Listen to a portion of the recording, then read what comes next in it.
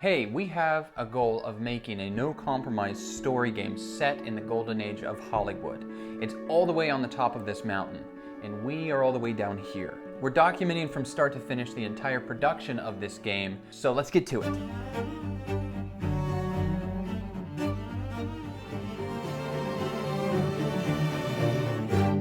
So climbing to the top of that mountain is so high, we need to break it up into bite-sized chunks. And this first bite-sized chunk is making a vertical slice. And even smaller than that, because the vertical slice is going to take us a couple of months, we want to have, for these next 2 weeks within this video, we're simply just wanting to make the vertical slice playable. So I need to make the animations not finished, but I at least need to have animations in the game, so that's one of my goals. And then my next goal is to have some more visuals, more than just gray boxing, have some lighting, have some assets in the game, make it look a little bit more presentable. So my goal is to start fleshing out some of the mechanics. The first one are the cameras, and then the next one is the control center or the van. Getting both of those things a little bit more polished and pushed forward. Okay, cool. So we have 2 weeks to finish this. Let's get started.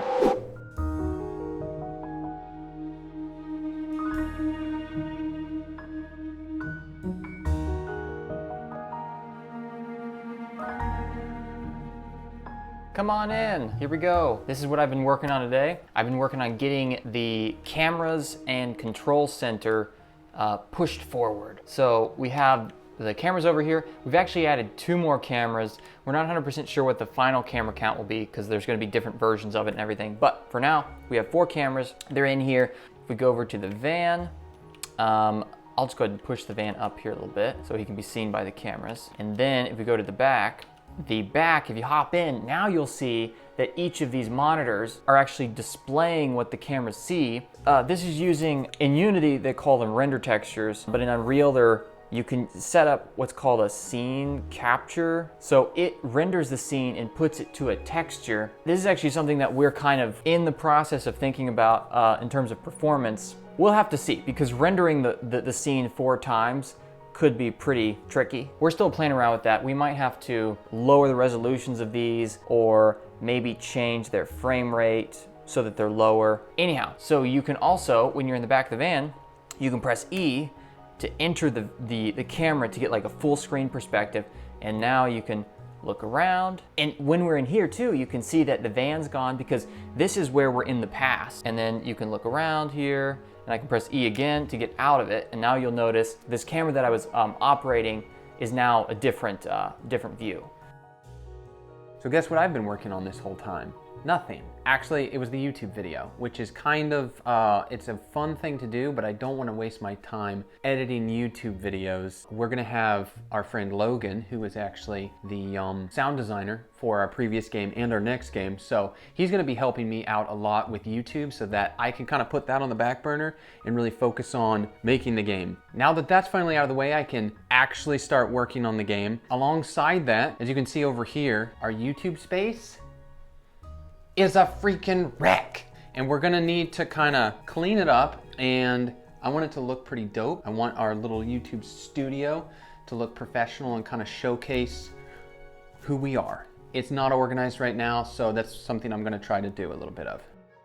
Let me give you a little update. So what I've been working on is these little frames. So we kind of have 2 different views in the control center like the van. So we have these 4 TVs where you're gonna get kind of an overview and you can see the perspective of all of the cameras all at once. And what we wanna do is, we want it so that the majority of the time when you're playing, we want the player to have like the full screen experience, you know? Because we're essentially, this is a movie, right? And we want the player to have the best possible experience where it's the highest resolution, everything's all full screen, it's all beautiful. So what we have here is, if you enter in one of the cameras or enter into one of the TVs, boop, now I'm looking through it. We want you to be able to control the playback of the scene. So like you can pause it, you can play it, you can scrub the timeline, you can hop, maybe there's like a scene that's playing out and you wanna like see a particular action that someone's doing. So what we wanna do is we want that ability while you're in a full screen mode.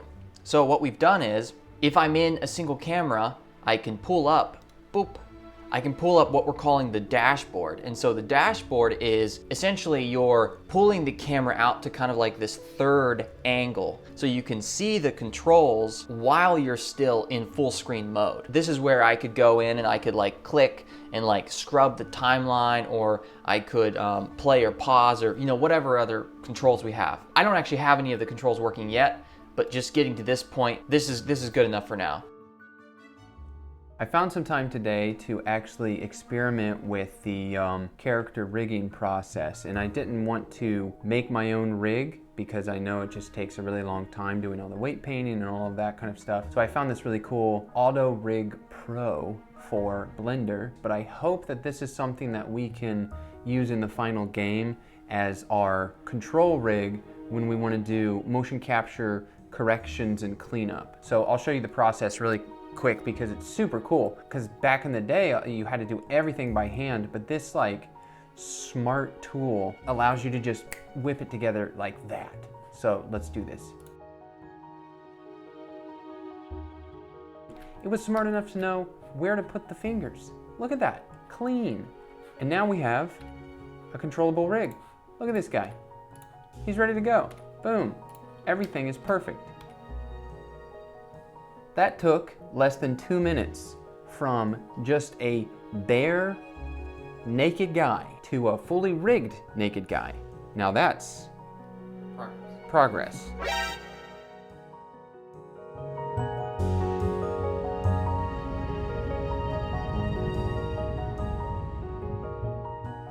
Hey, it's early Saturday morning and I wanted to come in here while Jed's not in here, and I'm not bothering him because I'm gonna paint the walls matte black. I want our YouTube studio theme to be kind of grays, neutral, dark colors. And so I'm gonna paint this now. I'm gotta clean all this up, and yeah, here we go. 20 minutes later. Okay, got it painted. I had to have my sister help because I suck at painting walls. But that's all done, and we're gonna finish it up on Monday. Some more progress for you. I've been working on the interface for the camera. So if you hop into a camera now and you pull up the little interface, it does a little zoomy thing. And then we've been kind of brainstorming about how we want the interface to work, because we want it to work with controllers as well as mouse and keyboard. So what we've done so far is, as you can see, you've got this little like indicator thingy. So this moves with your mouse along the timeline. So if you click, you'll see that it pulls the playhead where the little indicator thing is. Once it's there, then you can either keep holding down and you can scrub it, or you can so if your indicator is over here, then you can go over and you can just like grab it. And so at any position where you grab the little playhead, you can scrub it there. And then we also have it so that when you're in this mode, you can hold down right click and like orbit the camera to look around. Yeah, there's some progress. So remember that 2-week goal we had? Well, it came and went. Unfortunately, a lot of things came up business-wise. I got sick, so I was out of it for a couple of days. Had to set up the YouTube space over there. It's really turned out well. And then including YouTube in general, there's another video that I've been working on. So this animation clip that will overlay, that's what I was working on today. I know, it's a waste of time. I need to be working on the game. That's why Logan is gonna be helping. But so we decided we're gonna push our current goal out a week and see if we can finish up the things that we needed. All right, so Auto Rig Pro is actually really cool. I was able to get these characters set up, and I was kind of trying to get an animation going from Blender into Unreal. It was kind of a headache getting Blender to actually export into Unreal properly, but I think we've pretty much got it. So you can see in here, if I hit play, boom, just a real quick thing, but we've got 2 characters fully rigged with a rig inside of Blender, and then now have it here in Unreal. So there's still a few things we've got to work out because Unreal requires certain types of bones, and I don't know how to fix this. That's not supposed to happen. That's a problem. So, but other than that, we got characters, custom characters animated inside of Unreal. So that's a positive step forward. let me show you what I've been doing. So we can pop in here. Now you can pick up a camera and you can place it in the back of the van, baby. You can also, if I pull the van over here to the soundstage, and we hop out, should be able to go grab another camera and also place it in the back. Also, you can pick it up back out of the van, and then another little quality of life thing is when you place the camera, it now faces away from you. So these little things will really help when you're trying to get the right shot. And then you can also like place it on like a height, if there's a height difference. So I could go back over here, I could hop in the back of the van, and now there she be. Okay, we just got in for the morning. We only have 2 days left on this sprint, and Jed's already finished all of his work for the sprint, so he's gonna help me wrap up what I need to have done, and we're just going to draw out a little storyboard real quick so that I know what I need to do for the animation, and we'll get it in Unreal before the end of this goal is up. Yeah, so let's get to it. Okay, so in the previous video, we were showing off some of the cloth simulations that we were doing. With those cloth simulations, we were using a format called Alembic. So we simulated the cloth in Marvelous, and then in Unreal, we were just playing the Alembic directly in the sequencer. So what I've been working on recently is seeing how the VATs, which is the vertex animation textures, which you can generate with Houdini, how that works compared to the Alembic. So let me show you. What I got here is I'm in Houdini.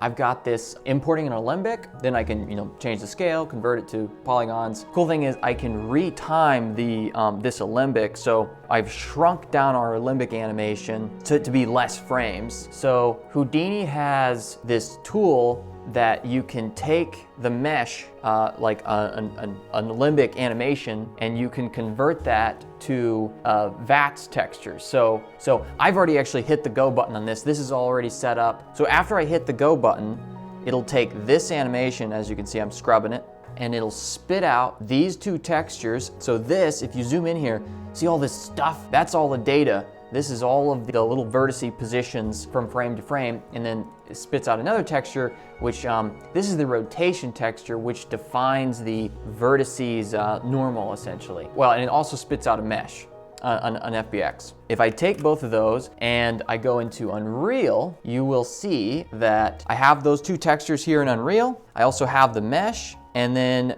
the easy thing is side effects. The Houdini creators have just made it really easy where they've created a custom material where you can just use their pre-made shader material, and you just drag in your textures, and you can set up some other little bits and bobs here. But then after that, it's literally as easy as dragging that material onto the mesh, and then I have it set up here in sequencer, and bam, Bob's your uncle. I'm pretty happy with VATS. I think we're definitely gonna go forward with this, So I wasn't able to finish it, but I got it as far as I could within the time we had. I've just been really struggling this current goal, trying to get things the way we want it. I'll just show you what I was able to do. We're trying to what you would call an animatic in film. It's just something to block out the placement and the pacing of a scene. And so you can just kind of see here, if I just get a more overview, and I can just scrub and see the different positions that the characters are in, get the proper timing for all of it. And there's a lot of characters in this scene, so it did take a while to just kind of organize all of it. Doesn't look like much, but for the actual planning and blocking out of the scene, it really does push us forward a lot, because now we know exactly what we want for this scene, and it'll be a lot easier for us to make something presentable easily. We made it here to the end. We didn't get everything done that we wanted to get done, but we're still really happy with the stuff that we were able to finish. The most important thing is we've pushed the game forward, even if it's just a little bit. So the next devlog, we're going to be continuing work on the vertical slice.